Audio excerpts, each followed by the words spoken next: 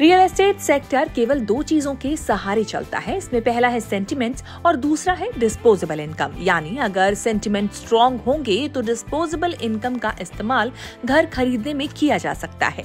लेकिन सेंटिमेंट ही अच्छे नहीं हुए तो कितनी भी रकम हाथ में क्यों ना हो, लोग उसे घर खरीदने के लिए खर्च करने से कतराएंगे। अगर मौजूदा हालात की बात करें तो फिर घर खरीदारों के सेंटिमेंट्स मजबूत होने की वजह की बरसात हो रही है।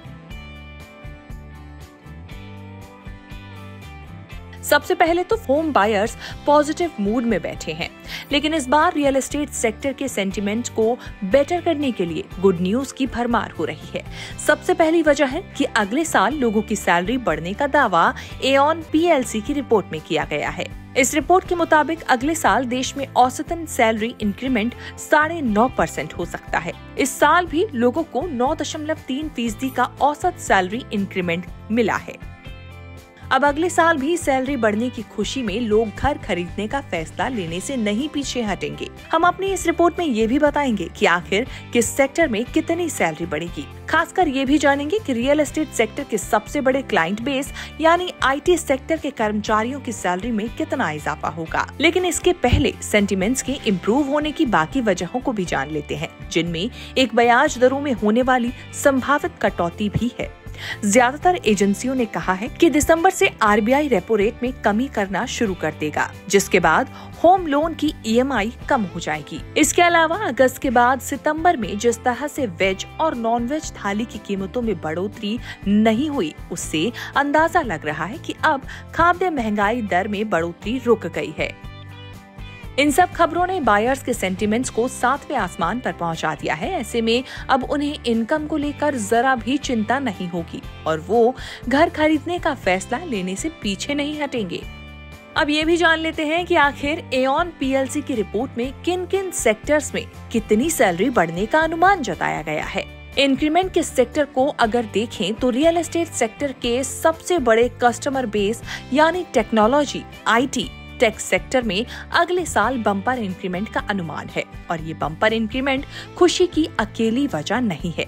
इस इकलौती वजह से बढ़कर ये जानना बेहद दिलचस्प है कि अब ये सेक्टर सुस्ती से बाहर निकल रहा है। 2 साल से इसमें सुस्ती थी, ठहराव था, जो अगले साल के इंक्रीमेंट के अनुमान के आंकड़ों के मुताबिक अब बम्पर तेजी में तब्दील होता नजर आ रहा है।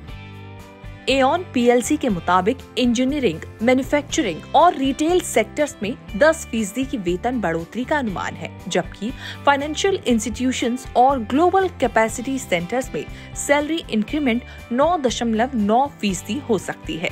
वहीं टेक्निकल प्रोडक्शन के कर्मचारियों को 9.3% वेतन बढ़ोतरी मिलने की उम्मीद है और सर्विस सेक्टर में सैलरी इंक्रीमेंट 8.1% रह सकता है। एऑन के मुताबिक वैश्विक आर्थिक चुनौतियों के बावजूद भारत में कई सेक्टर्स में पॉजिटिव माहौल बना हुआ है। ये मैन्युफैक्चरिंग, बायोसाइंस और रिटेल सेक्टर्स में अनुमानित वेतन बढ़ोतरी से साफ नजर भी आ रहा है। इसके अलावा भारत की तेजी से बढ़ती अर्थव्यवस्था कई क्षेत्रों में कारोबार को बढ़ा रही है और इसके लिए कंपनियों को अच्छे कर्मचारी चाहिए तो वो ज्यादा वेतन भी दे रही है और महंगाई में हो रही बढ़ोतरी भी कर्मचारियों के ज्यादा वेतन की वजह बन रही है। एऑन का ये सर्वे 40 उद्योगों की 1176 से ज्यादा कंपनियों के आंकड़ों पर आधारित है। साफ है कि इंक्रीमेंट का ये दायरा हर सेक्टर तक फैला हुआ है, जो लोगों के घर खरीदने की सबसे बड़ी वजह बनेगा। आपको हमारा ये वीडियो कैसा लगा, इस बारे में कमेंट करके जरूर बताएं। वीडियो को लाइक, शेयर और चैनल को सब्सक्राइब जरूर करें। इसके साथ ही हमारे अगले वीडियो को तुरंत देखने के लिए बेल आइकन पर क्लिक करके नोटिफिकेशन ऑन करें, ताकि आपको हमारा हर वीडियो समय पर मिले।